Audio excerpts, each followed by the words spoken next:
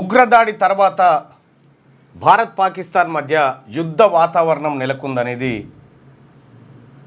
Bharat and Pak చర్యల వల్ల కనిపిస్తోంది.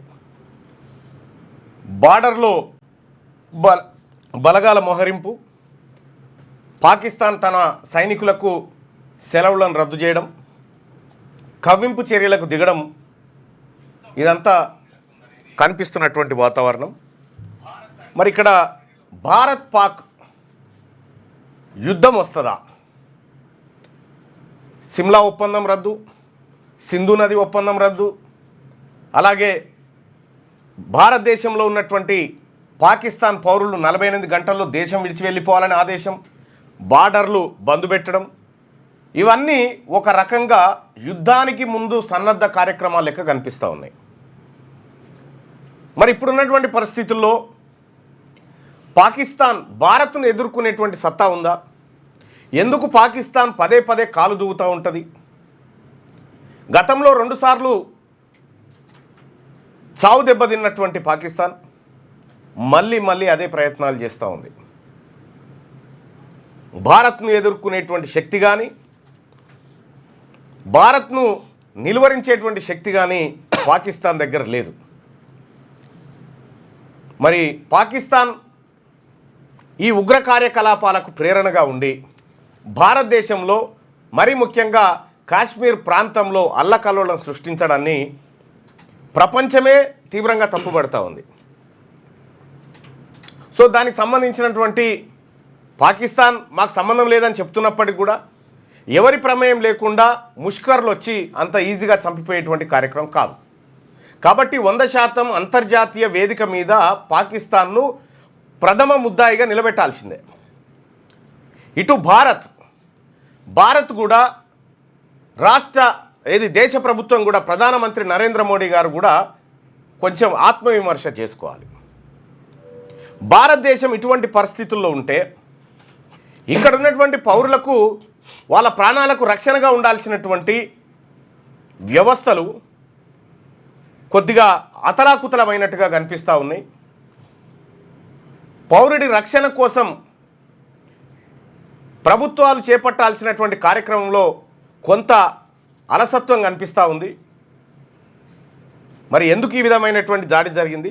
సోషల్ మీడియాలో రకరకాలైనటువంటి విమర్శలు, రకరకాలైనటువంటి చర్చలు జరుగుతూ ఉన్నాయి సోషల్ మీడియాలో.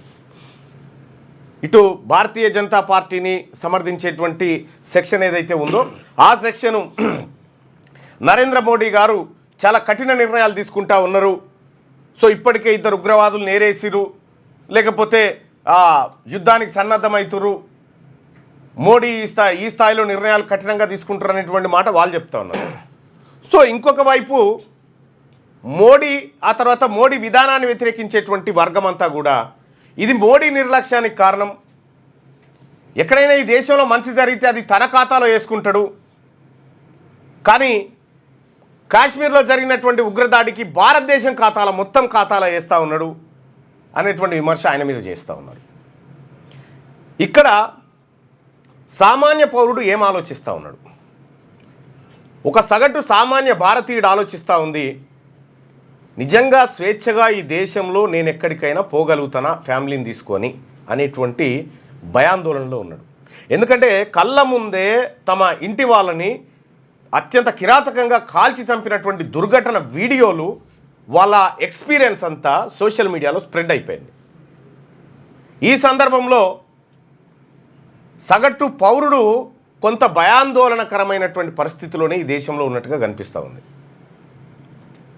అలాగే పాకిస్తాన్ హై కమిషనర్కి సంబంధించినటువంటి కార్యాలయం దగ్గర మరి మీడియా అంత తొందరగా ఎట్లా రీచ్ అయిందో తెలియదు.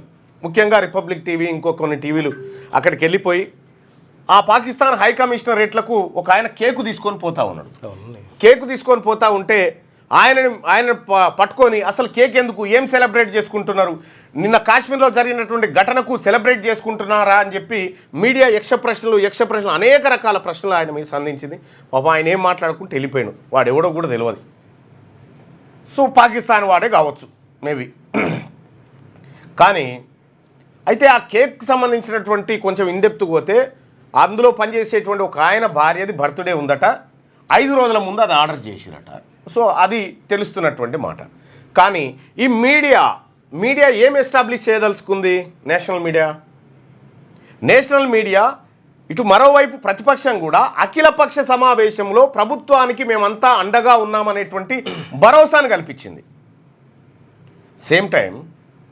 సేమ్ టైం నేషనల్ మీడియా కూడా సో ఈ దేశంలో పౌరుల భద్రత విషయంలో లేకపోతే పౌరులకు భరోసా ఇచ్చే విషయంలో కొంత ముందడుగేయాల్సిందే. కానీ ఆ దిశగా మీడియా కథనాలు కనిపించట్లేదు. మరి ఈ దాడితో ఇక అయిపోయినట్టేనా? భవిష్యత్తులో ఎలాంటి దాడులు జరగవా? ఇవాళ పేపర్లలో కథనాలు చూస్తే 200 మంది ఉగ్రవాదులు పాకిస్తాన్ బార్డర్ దాటి భారత్లోకి వచ్చేందుకు ప్రయత్నం చేస్తున్నారనేటువంటి ఒక కథనాన్ని నేను ఈనాడులోనూ దేంట్లో చూసిన. 200 మంది పాక్ ఉగ్రవాదులు భారత్లోకి ప్రవేశించడానికి ప్రయత్నం చేస్తున్నారంటే వాళ్ళ లక్ష్యాలు ఇంకా వేరే అయ్యి ఉంటాయి. ఇక్కడ వాళ్ళ లక్ష్యాలు ఇంకా వేరే అంశాలు అయ్యి ఉంటాయి. ఇక్కడ ఇదంతా ఒక ప్రమాదకరమైనటువంటి పరిస్థితిలో ఉంది. ఆంధ్రజ్యోతిలో రాజ్దీప్ సర్దేశాయ్ దీపశిఖ రాసిండు. ఇక్కడ కాశ్మీర్లో సాధారణ స్థితి ఏంది? కాశ్మీర్లో అసాధారణ పరిస్థితులు ఉంటాయనేది ఓ రకంగా ఆయన చెప్తున్నటువంటి మాట. మరి కాశ్మీర్లో నిజంగా మనం ఆర్టికల్ 370 రద్దు చేసిన తర్వాత అనేకమైనటువంటి పరిణామాల తర్వాత కాశ్మీర్ స్వేచ్ఛా వాయువులు పీల్చుకుంది. కాశ్మీర్ ఇక భారత్లో అంతర్లీనంగా భారత ప్రభుత్వం చేత సంపూర్ణంగా నియంత్రించబడుతుందనేటువంటి మాటలు మనం పార్లమెంట్ సాక్షిగా ప్రధానమంత్రి మోడీ గారి నోటి వెంట విన్నాం. అయినా కూడా ఈ అలజడి ఏంది? ఏం జరుగుతూ ఉంది? 3 అంచెల భద్రత. మొదట ఇన్ఫాంట్రీ, బార్డర్ సెక్యూరిటీ ఫోర్స్, ఆ తర్వాత మిగతా ఆర్మీ. ఈ 3 దశలను దాటుకుంటూ ఉగ్రవాదులు లోపలికి ఎలా రాగలుగుతూ ఉన్నారు? సో గతంలో కూడా చాలాసార్లు వచ్చారు, ఇప్పుడేం కొత్త కాదు. కానీ ఎలా రాగలుగుతూ ఉన్నారు? నిజంగా మన సీమ మనకున్నటువంటి బార్డర్ నిజంగా మన నియంత్రణలోనే ఉందా? అన్ని ప్రశ్నలు ఇవాళ భారత ప్రభుత్వం ముంగట సంధించబడుతున్నటువంటి ప్రశ్నలు. కరెక్ట్గా ఇంకొక వైపు నుంచి సోషల్ మీడియాలో కొత్త రకమైనటువంటి చర్చ. కరెక్ట్గా 2019 ఎన్నికలప్పుడు పుల్వామా దాడి జరిగింది. ఇప్పుడు బీహార్ ఎన్నికలు రాబోతా ఉన్నాయి సెప్టెంబర్లో. కరెక్ట్గా ఈ దాడి జరిగింది అనేటువంటి ఒక రాజకీయపరమైనటువంటి కోణాన్ని మరికొందరు తీసుకొస్తున్నారు. అంటే బీహార్ అత్యంత కీలకమైనటువంటి ఎన్నిక. ఇండియా కూటమి అక్కడ అధికారంలో ఉంది. ఎన్డీఏ కూటమి అధికారంలో ఉంది. ఫస్ట్లో ఎన్డీఏతో ఉండే, ఆ తర్వాత ఇండియా కూటమి, మళ్ళీ ఎన్డీఏ తోటి జత కలిపిన నితీష్ కుమార్ గారు. సో రాబోతున్నటువంటి ఎన్నికలను ప్రభావితపరచడం కోసం ఈ దేశంలో కొన్ని చర్యలు జరుగుతూ ఉన్నాయనేది లెఫ్టిస్ట్ వర్గాల చేస్తున్నటువంటి అభిప్రాయం. ఇందులో ఏది నిజం? ఒకవేళ బీహార్లో ఎన్నికలు గెలవాలంటే ఏ ప్రాతిపదికన ఏ అంశాల మీద గెలుస్తుంది? ఒకవేళ ఇండియా కూటమి గెలవాలన్నా ప్రభుత్వ వైఫల్యాలను చూపించాలి. మరి ఎన్డీఏ కూటమి గెలవాలంటే ఏం చూపించాలి?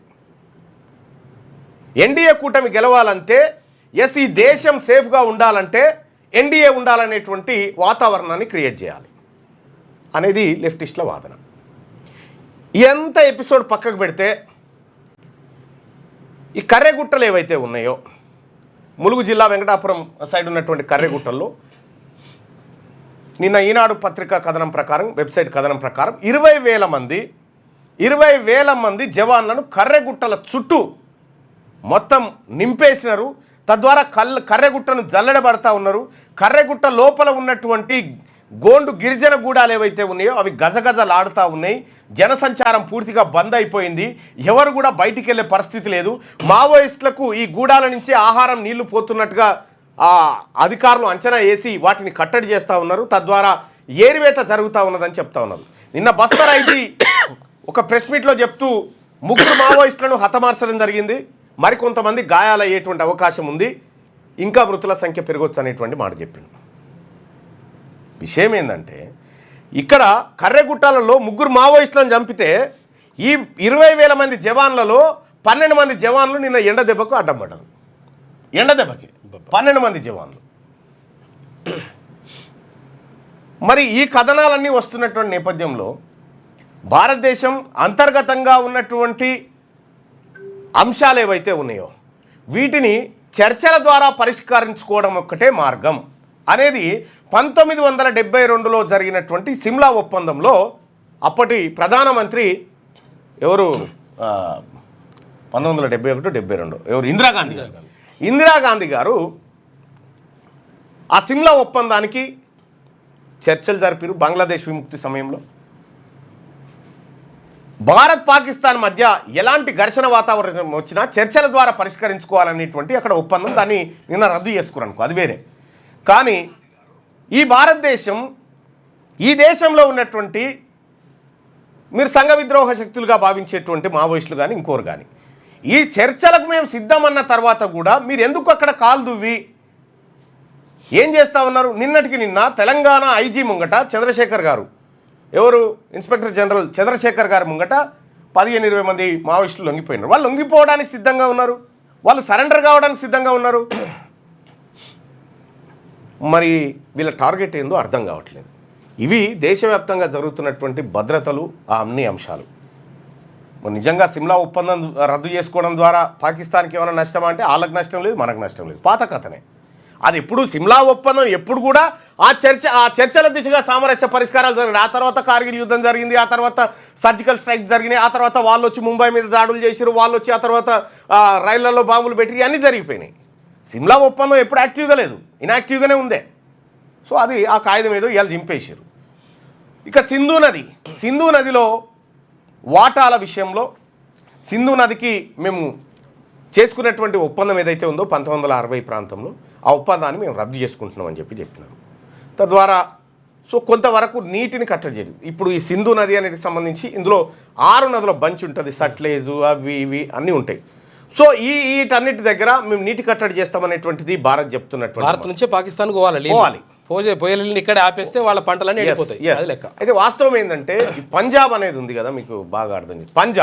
పంజాబ్ అంటే పంజ్ అంటే 5 నదులు ప్రవహించేటువంటి నేల అది, ఆ ప్రాంతం. సో అందులో భాగంగా పాకిస్తాన్లో కూడా పంజాబ్ ఉంటుంది. పాకిస్తాన్లో కూడా పంజాబ్ ఉంది, పాకిస్తాన్లో కూడా హైదరాబాద్ ఉంది.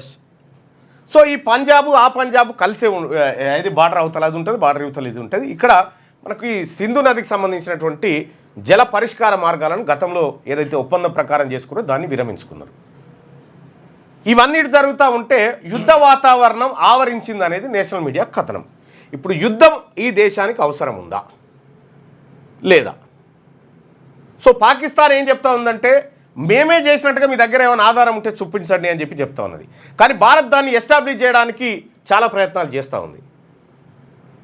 సో ఇప్పుడున్నటువంటి వాతావరణం దీన్ని రాజకీయ అవసరాల కోసం కాకుండా దేశ భద్రత కోసం వాడాల్సిందిగా అన్ని పార్టీలకు, అన్ని వర్గాలకు విజ్ఞప్తి చేయడం జరుగుతుంది.